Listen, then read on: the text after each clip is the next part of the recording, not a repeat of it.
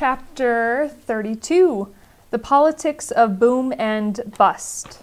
Okay, so in the intro, it talks about the fact that really during the 20s, when we're talking about politics, we see 3 Republican presidents really in charge during the 20s. If you recall, the last time we were kind of talking about politics, we were talking about the election of 1920, and that the election of 1920 was really set up as, the solemn referendum deciding what the American people want to do with regards to the Treaty of Versailles, right? Do you want to elect a Democrat and then in turn kind of go for the Treaty of Versailles, therefore going for the League of Nations? Or do you want to kind of remain isolationist by electing a Republican? And we saw that they chose to elect Warren G. Harding, a Republican, and with that we really kind of pushed aside the Treaty of Versailles. We're pushing aside the League of Nations. We're kind of pushing aside foreign affairs and really focusing in on America. Okay. So something to know, just during the 20s, it's kind of a roller coaster of a ride when it comes to economics. Right after World War I, we have this little bit of a recession happening, and then we just see, a number of years of just this rapid economic expansion, and then you hit 1929, you have that crash, and the economics in America just kind of fall down. So you have this kind of roller coaster ride with the economy in the 20s. After Harding, we'll actually see him die in office. The VP, Calvin Coolidge, will step up, and then we'll see Herbert Hoover in office actually when the Great Depression hits in 29. And something to keep in mind, these are Republican presidents, but they're not the progressive Republicans we had seen right before World War I. Remember Theodore Roosevelt, Taft, both of those had been very progressive Republican presidents, progressive meaning wanting to see reform take place through the government, wanting to see a very active government. We don't see those folks anymore, okay? Those Republicans are gone, okay? These are back to kind of the old guard, Republicans who like high tariffs and Republicans who don't want business or don't want the government interfering with everyday life of Americans. All right, also in this chapter, we see a lot of corruption kind of sneak in, especially with Harding's presidency. And then, just the idea that during this time, during the 20s, the U.S. was retreating back to kind of a political isolationism and also kind of just military unpreparedness. We want to be isolated. We don't want to build up our army. We just want to be left alone. All right, Section A. The Republican Old Guard returns. So as I was alluding to before, gone are TR, gone is Taft. We are back to kind of the standard old Republicans wanting that tariff nice and high and also wanting the government to stay out of business completely, more or less. Okay, so we're going to look at our first kind of Republican president in the 20s. That is the one and only Warren G. Harding. And Harding's personality, he had been a career politician. He, he was easygoing. He looked like a president. He's a backslapper, very charming, very personable. However, once he actually became president, it became fairly clear to him and to some Americans that he was in over his head. He didn't really have the skills needed to become a good president, you could say. And really his biggest weakness is he didn't want to hurt people's feelings, so he didn't like saying no, okay? So he starts to surround himself with people who kind of take advantage of that weakness. People looking to, have their own political gain, start kind of hanging out, you could say, with Harding. As the saying goes, Washington, as in George Washington, Washington couldn't tell a lie, Harding couldn't tell a liar. So he wasn't necessarily intrinsically evil in himself, he just surrounded himself with people who took advantage of him. So when we're looking at, the people he surrounded himself with, we really need to look at his cabinet, right? His cabinet is a group of advisors, and his cabinet is known as the Ohio Gang. Harding was from Ohio, and the Ohio Gang, his cabinet, sometimes it was called the kitchen cabinet, because sometimes they go into the White House kitchen and play cards. So it's kind of like a chummy camaraderie among his cabinet members. He had some brilliant minds, some awesome people in his cabinet, but also on the flip side, he had some pretty corrupt, pretty terrible cabinet members as well. So let's look at some of the people who are in his cabinet. Okay, so there's really three awesome cabinet members. The first one is the Secretary of State, dealing with foreign affairs. Secretary of State Charles Evan Hughes. We see he's just a brilliant mind. He really steps up and takes a lot of the leadership role.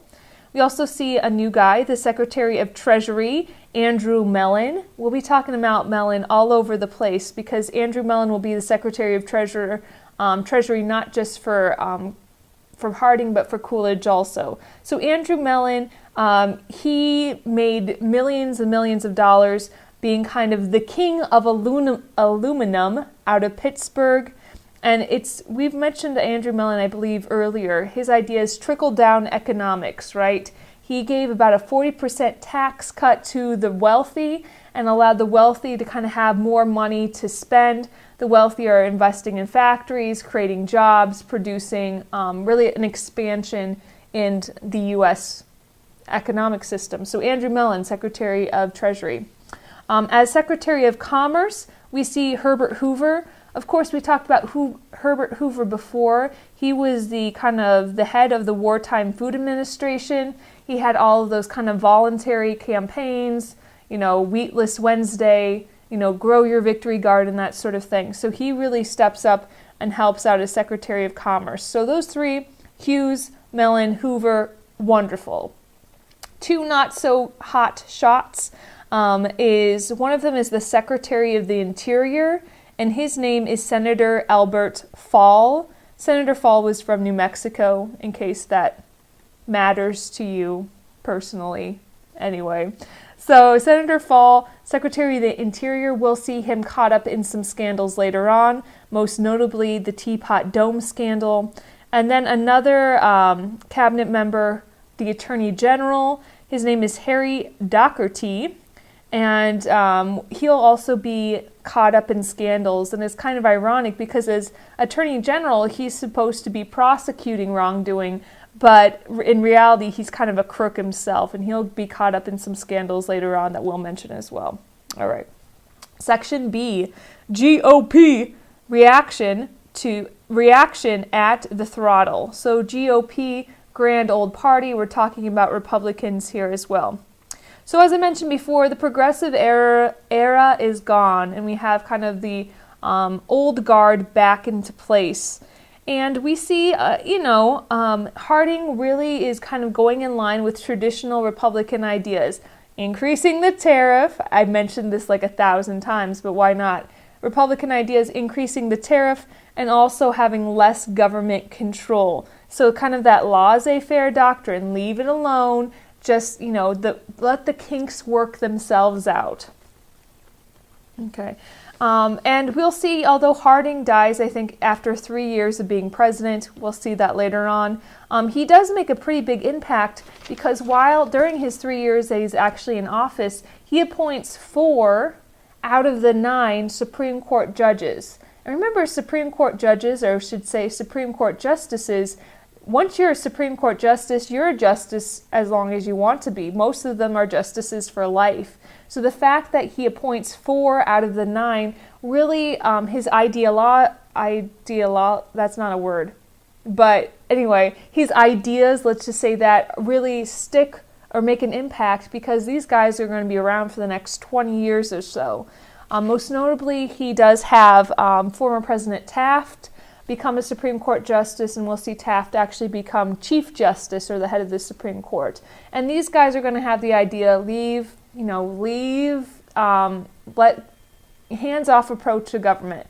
Just let government leave everything alone. They don't need to be involved with social issues. They don't need to be involved with the economic issues. Just hands-off approach to government. And these ideas are entrenched into these 4 Supreme Court justices. That took me forever to explain, and hopefully you got it. Anyway, so let's talk about some of the things the Supreme Court did. We see the Supreme Court really kind of axing down a lot of the progressive reforms that happened before the war. For example, they kind of killed a federal child labor law. That was a progressive law. They thought government has no right to be interfering with business, so they kind of cleared that away. And also, notably, another Supreme Court case you should know, Adkins versus Children's Hospital. Okay, so this was a case that happened in 1923, and really what it was is it was reversing the decision it had made earlier in the Supreme Court case Mueller versus Oregon.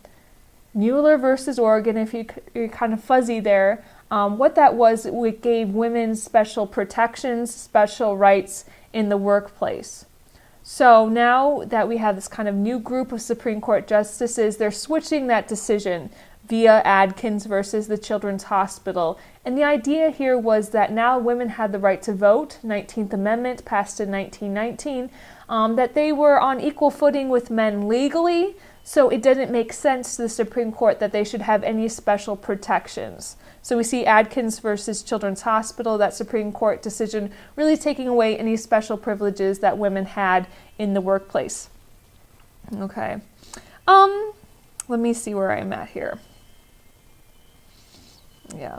And something to note too, a lot of the democratic laws that had been passed, kind of those antitrust laws, they were oftentimes ignored during this time. They weren't overturned, but they kind of just ignored those antitrust laws or found ways to circumnavigate it or circumvent it, kind of loopholes to get around them.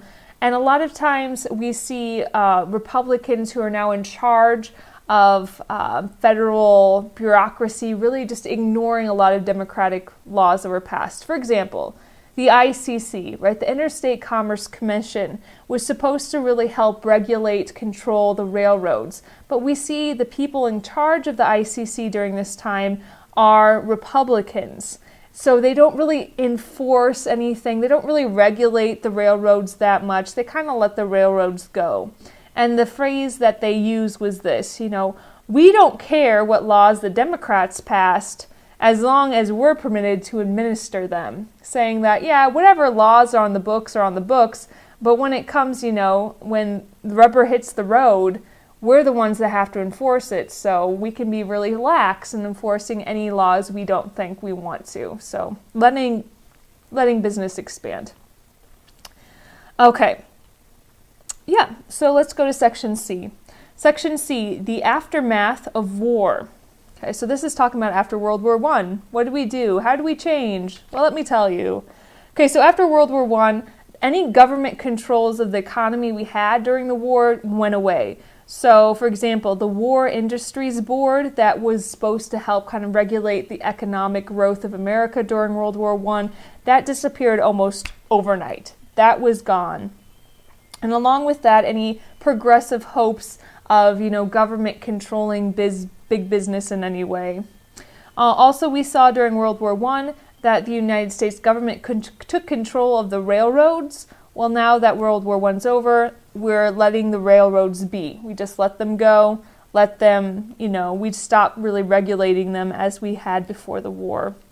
Also, we see with shipping, the U.S. Navy is selling a lot of its ships. We have 1,500 ships, and we start to sell those at kind of rock bottom prices or bargain basement prices. We're not selling all of our destroyers. We're not selling like our good ships, but we had kind of slapped some ships together during World War I, and now we're selling those off, allowing shipping to go kind of back into the hands of the private sector.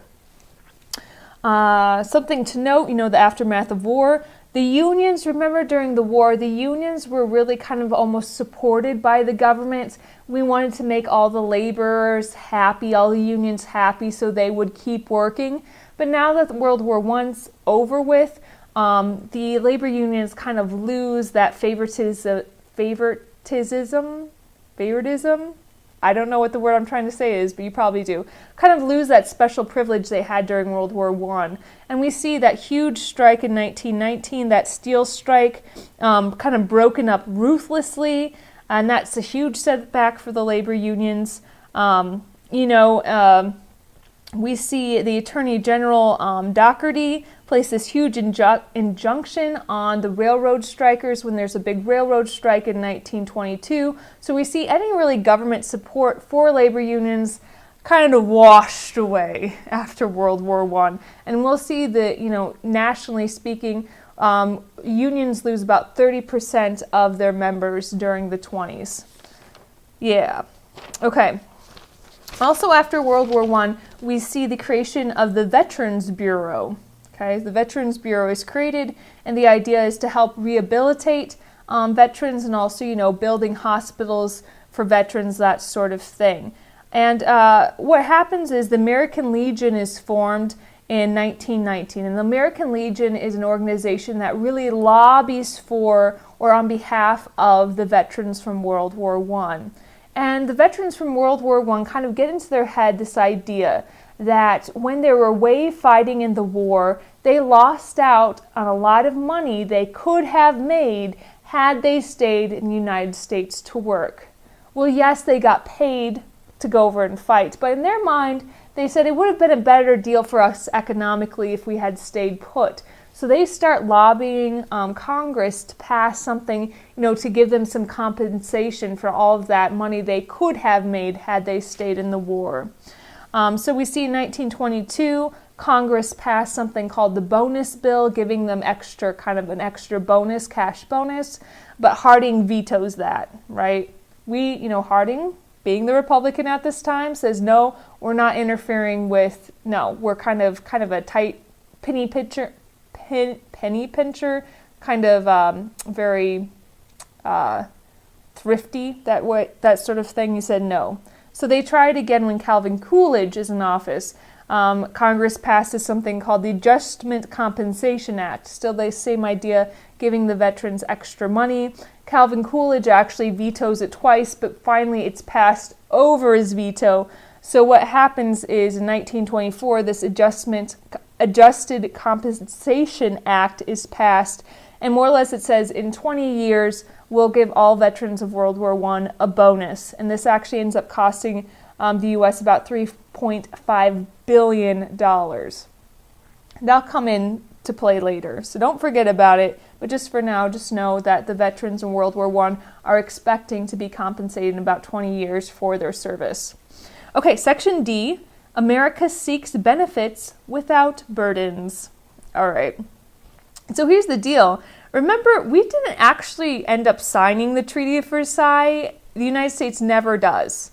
So technically, we're kind of still at war during this time with the Central Powers. So what happens more or less is in 1921, Congress simply passes a joint resolution in Congress saying, hey, by the way, we're not actually at war anymore. So they just pass a joint resolution saying, oh, we're done with the war, by the way. So no official treaty was actually signed. And it, once again, isolationists reigned supreme. The League of Nations was created, even though the United States didn't join it. And so what we did is we sent some kind of unofficial members, unofficial observers over to the League of Nations. I think I said you and Nat. Anyway, I meant League of Nations. Sent some unofficial observers to the League of Nations, just kind of monitor what they're doing. But really, we didn't want to get involved with any of the programs the League of Nations passed. We were very much isolated. Leave us alone. Okay. Some of the things that did happen is we start to see Washington make some strides to disarm all countries, just the general trend of disarmament. That's something that Harding actually proactively helps bring about. So we see the United States invites a bunch of the leading countries from across the world to come to Washington for this kind of Washington disarmament conference, and this happens in 1921 through 1922. So most of the most powerful countries in the world show up to this disarmament conference. Notably, the exception would be Russia, because the United States didn't invite Russia because we didn't recognize their new government. Remember the Bolshevik Revolution? Russia is now communist. Well, the United States is not recognizing that, so we don't invite Russia, just so you know. So we have this giant conference. We see a lot of different treaties being passed. I'm not going to go through those in detail, but the general idea is to disarm, to stop building up such a stockpile of weapons, specifically when we're talking about navies. Because one, navies were super duper expensive to maintain, and two, it's just never a good idea for for countries to have that powerful of navies. That usually lends to violent conflict. Anyway, so one of the ideas we come up with, Secretary Hughes comes up with, was something called a plan where he wanted to say, we're going to have 10 years, we're going to have a holiday from building any new battleships. So for 10 years, we're not going to build any new battleships. And also, as a whole, we're going to start scaling it down. And what he suggested was to have a ratio of 5-5-3, meaning the United States, Britain, and Japan. So the 5-5-3 ratio kind of represented, the amount of destroyers or the size of the Navy. So for every 5 destroyers in the United States, Britain can also have 5, and Japan can have 3. So Japan was a little bit ticked off, but Japan, that's, pretty much all they do is get ticked off at us, but whatever. And they kind of saw it as saying, I'm not going to be able to say this. Rolls-Royce, Ford. More or less saying Japan felt a little bit ticked off that they were the 3 out of the 5-5-3 ratio. The idea is we're disarming. If you got that, you're good. We had, the 4-power treaty, the 5-power treaty, the 9-power treaty. All of these treaties are made more or less ideas to disarm and to really establish how we're going to deal with the Pacific at this time. We made the agreement that we're going to keep the door open in China, that we're going to allow free trade more or less in China. We made the agreement that more or less in the Pacific we're going to keep with the status quo. And also that we weren't going to fortify our holdings in the Pacific, meaning, like we had the Philippines, we wouldn't fortify it. So just kind of keeping the Pacific as neutral as possible. Okay, yeah. And just the idea here is America really was kind of naive, kind of happily naive at this time. We really put our trust in the power of treaties and the power of words. We thought if we signed these treaties, this would bring us security. Well, at the other side, and the flip side, you could say most other nations really didn't see much value in these treaties. Other nations saw, their peace of mind really rested in the fact that they were building up their armies, that they were building up weapons, that they found that security blanket kind of in building up their armies, as opposed to the United States that really found our security blanket by signing a bunch of treaties. Okay. So later on, after this disarmament conference, we see a lot of Americans start to clamor for kind of the outlawing of war. Okay, once again, this is kind of very naive idea, but Americans were like, well, why don't we make war illegal? And then there would be no war.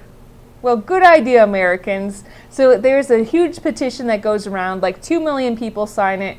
So we start making steps towards creating, or outlawing, I should say, war. So what happens is in 1928, the Kellogg-Briand Pact is signed.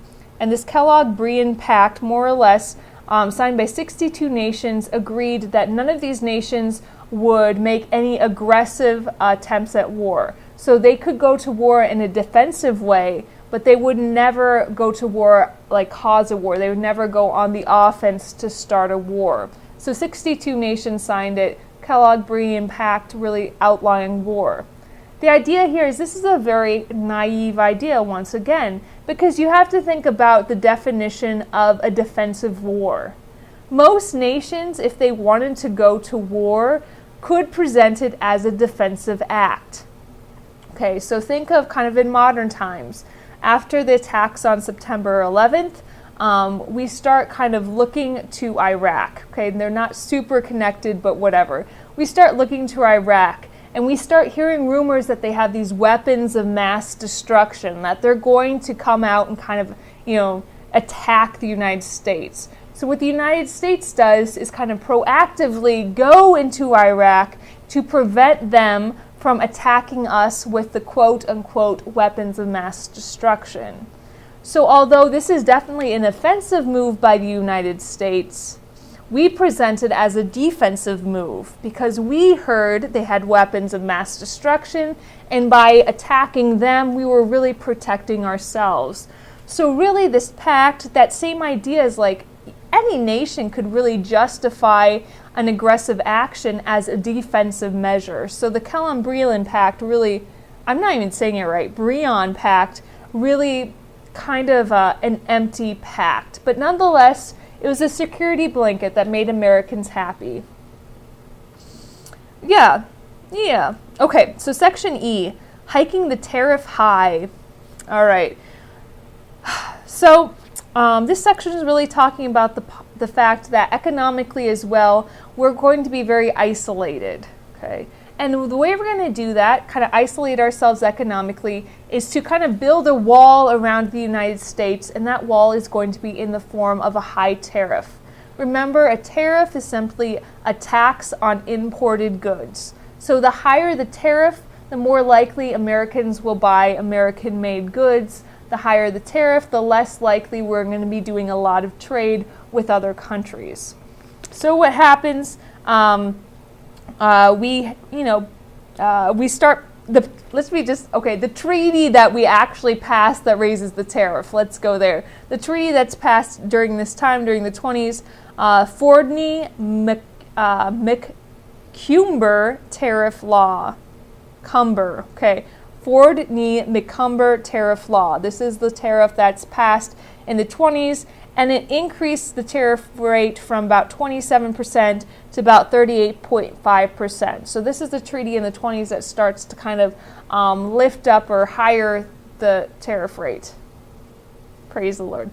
And also along with the higher rate, it authorized the president to reduce or increase the tariff rate on his own accord by as much as 50%. So yes, it did increase the tariff, but almost more importantly, it gave that power to kind of tweak with the tariff level to the president. And we'll see during the 20s, the presidents, or over the next 6 years, I should say, the presidents will increase the tariff 32 times and reduce it only 5 times. So that power is now in the president's hand, and we'll see a lot of the Republican presidents increase that tariff, increase that tariff, increase that tariff. Okay. And the problem is when we increase our tariff, we're really cutting off trade with Europe. And Europe, obviously recovering from a huge war, is really, really in need of trade with the United States. They need to sell their goods abroad to the United States to make money to pay off their debts. Remember, they are in huge amount of debt to a lot of the United States bankers. So they're really hit hard by the fact that we are being isolated. So in kind of retaliation to our isolationism, to our high tariffs, a lot of European countries start setting up really high tariffs or economic barriers to trade. So really, it was kind of a short-sighted move on the United States' part to increase our tariffs at this time. Let's just say that. Okay, Section F, the stench of scandal. OMG. Section F, scandals all over the place.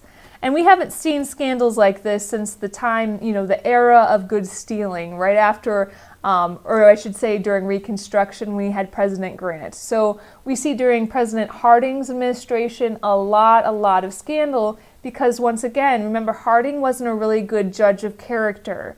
It wasn't necessarily Harding himself who was corrupt, but it was the people he surrounded himself with, specifically his Ohio gang. Okay, so let's talk about some scandals. Probably the biggest one you need to know is the Teapot Dome scandal. This scandal is so big, it actually made it into an episode of Downton Abbey, which I'm sure you all watch. Anyway, so what happened is the Secretary of the Interior, this guy is, of course, a member of the cabinet, his name is Albert Fall. So the Secretary of the Interior starts to lease land to some oil men. And this land was actually land that was the United States Navy oil reserves. So this was land that was full of oil, and this land full of oil was supposed to be reserved for the Navy in case of war. However, Albert Fall, he starts to lease this land to some businessmen, and in return for allowing them, or in return for leasing the land to them, they give a kickback to Fall. So he gets about $100,000 as kind of a bribe for allowing them to kind of take over these oil reserves. Well, sooner than later, this kind of gets out. It leaks. People start finding out about this kind of under the table deal, and becomes a big scandal. Everyone in the nation's talking about it. And when all is said and done, of course, they get tried, they get indicted on these charges, and the only thing that happens is Fall gets 1 year in prison. And the two oil guys who actually gave the bribe, who actually gave the money to Fall, they got acquitted. So they didn't get punished at all. Fall only gets 1 year. And this is a really kind of a black mark on the U.S. government because, one, obviously this was a very corrupt thing that happened, but also, two, the court systems, at least in America's mind, the American people's mind, really failed them. They're like, the court only gave this guy 1 year. They were kind of horrified.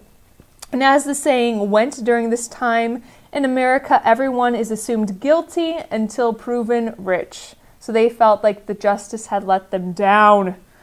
Okay, so that's the biggest scandal, the Teapot Dome scandal. And I should mention the reason it's called Teapot Dome is because it was in Teapot Dome, Wyoming, that we had the oil reserve. Now you know. Okay. Another big scandal that happens involves another cabinet member. This cabinet member is the Attorney General Dougherty. Okay, Dougherty was started to be investigated in 1924, and he was found guilty for selling presidential pardons and for selling illegal liquor permits. So he's, definitely a lot of scandal just coming out of this investigation with him in 1924. Okay, so in response to kind of a lot of these scandals that were happening, President Harding decides to go on a nationwide speaking tour, and he goes all the way up even to Alaska. So on his way back to D.C. from Alaska, he actually stops in San Francisco and suddenly dies of pneumonia. We're not quite sure, but he dies suddenly on his way back to D.C. Okay. So what happens, now we're talking about Section G, Silent Cal Coolidge, okay, his name's Calvin, so Silent Cal Coolidge. So Calvin Coolidge is the VP at this time. He becomes president because Harding dies. Calvin Coolidge, this section really just talks about his personality. He had been the former governor of Massachusetts. He's definitely a true New Englander, yeah, that's how you say it. Definitely kind of like a Puritan roots. So he was very dissimilar, you could say, from Harding. He was very stern, very kind of strict, very honest, very moral, very industrious. But also his personality was kind of dull, like not necessarily an outstanding leader. A lot of his speeches he gave were really boring. Like just not a big character by any means. And what happens is when he's actually, Calvin Coolidge is actually visiting his dad, who happens to be a judge, I think in Massachusetts, when word gets to him that the president had died. So his dad actually administers the oath of office to his son, by the light of some kerosene lamps at his dad's farm. But although Calvin Coolidge, kind of, like I said, very rigid, very sincere, very moral, he was just what the Republican Party really needed at this time. Because we had all of these scandals breaking out all over the place for Harding, and it was really awesome that we had a very sincere, very moral president really step up and take control kind of the Republican Party. It was just kind of the medicine Americans needed to trust the Republicans again. And also we'll see Calvin Coolidge right in line with, Andrew Mellon's idea of trickle-down economics, of kind of laissez-faire, leave it alone, don't force the government to interfere into, the economics of the country, into the morality of the country, that sort of thing. And we'll really see a huge, rapid economic expansion happening during Calvin Coolidge's, close to 8 years, 23 to 28, he'll be president. During that tenure, really an expansion of the economy due to, Andrew Mellon's ideas of trickle-down economics. And with that, we're done. Next video, we'll start talking about the farmers and get to the Great Depression.